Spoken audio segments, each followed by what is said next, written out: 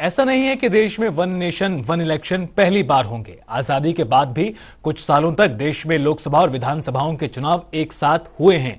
आइए ग्राफिक्स के जरिए आपको विस्तार से बताते हैं। वन नेशन वन इलेक्शन का मतलब है देश में एक मर्तबा चुनाव विधानसभा और लोकसभा के। पूरे देश में एक साथ लोकसभा और विधानसभा के चुनाव होंगे अगर यह व्यवस्था दोबारा से लागू होती है तो।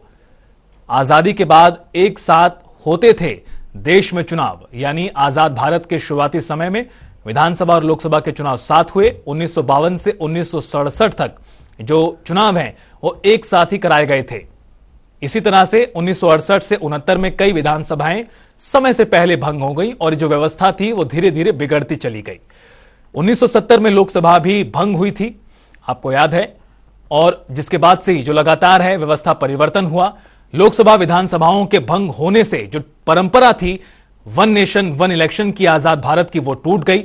इसी तरह 1952 में देश में एक साथ चुनाव कराए गए थे। ये वो संख्या है, ये वो साल है जब एक साथ चुनाव हुए।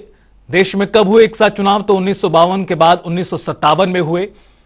अगली लोकसभा के लिए 1962 में भी हुए। इसी तरह से साल दर साल आजादी के बाद जो व्यवस्था थी वो चली रही, परिपाटी थी, बनी हुई थी। 1967 में भी देश में एक साथ ही चुनाव विधानसभा और लोकसभा के देश भर में कराए गए थे। और अब वर्तमान में एक बार फिर से इसको लेकर सुगबुगाहट तेज हो चुकी है। तो वहीं प्रधानमंत्री नरेंद्र मोदी कई मौकों पर भी वन नेशन वन इलेक्शन की वकालत कर चुके हैं और इसके पक्ष में कहा जाता है कि एक देश एक चुनाव बिल लागू होने से देश में हर साल होने वाले चुनावों पर खर्च होने वाली भारी भरकम राशि को बचाया जा सकता है। जिस तरह आपको पहले बताया, 1951-52 लोकसभा चुनाव में करीबन 11 करोड़ रुपए खर्च हुए थे, जबकि 2019 लोकसभा चुनाव में 60,000 करोड़ रुपए की भारी भरकम धनराशि का उपयोग हुआ। प्रधानमंत्री मोदी कह चुके हैं कि इससे देश के संसाधन बचेंगे और विकास की गति धीमी नहीं पड़ेगी। और चुनावी खर्च अगर देखा जाए किस तरह से रहा है, एक साथ चुनाव जब 1952 में हुए तो करीबन 10.5 करोड़ रुपए खर्च हुए। 1957 में करीबन 5 करोड़ 90 लाख रुपए की धनराशि का इस्तेमाल किया गया चुनाव कराने में देश भर में। और सरकार का मानना है, सरकार के लोगों का मानना है, विपक्ष के भी कई नेताओं का मानना है कि वन नेशन वन इलेक्शन से जो भारी भरकम धनराशि खर्च होती है और साथ ही साथ जो पूरी मशीनरी है वो भी कहीं ना कहीं व्यस्त रहती है अब पूरे चुनाव कराए रहने में। इसके मद्देनजर कहीं ना कहीं जो बोझ है वो कम होगा अगर एक साथ चुनाव होते हैं देश में, तो इसके मद्देनजर यह फैसला काफी महत्वपूर्ण हो सकता है।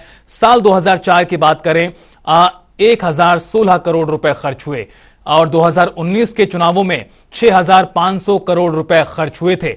बड़ी राशि जो है वो खर्च होती है चुनावों में, देश भर में चुनाव कराने में। और अगर एक साथ चुनाव होते हैं तो सरकार का मानना है कि इससे धनराशि बचेगी, संसाधन बचेंगे, पूरी जो मशीनरी है वो बिजी नहीं रहेगी, व्यस्त नहीं रहेगी। 2014 लोकसभा चुनाव में 30,000 करोड़ रुपए खर्च हुए। 2019 लोकसभा चुनाव में करीब 60,000 करोड़ रुपए खर्च किए गए थे। और यही कारण है कि इस व्यवस्था को बदलने के लिए, पुरानी व्यवस्था को लागू करने के लिए दोबारा से इस तरह की बातचीत उठ रही है। यूपी विधानसभा चुनाव 2017 में 10,000 करोड़ रुपए खर्च हुए। 2018 में कर्नाटक विधानसभा चुनाव में करीबन 10,000 करोड़ रुपए खर्च किए गए। और इसी प्रकार से अभी लोकसभा विधानसभाओं में करीबन 1.40 लाख करोड़ का खर्च जो है वो प्रचार में खर्च होता है। कितनी बड़ी धनराशि है जो अलग अलग वक्त पर चुनावों के दौरान खर्च की जाती है तमाम पार्टियों द्वारा चुनाव प्रचार के दौरान।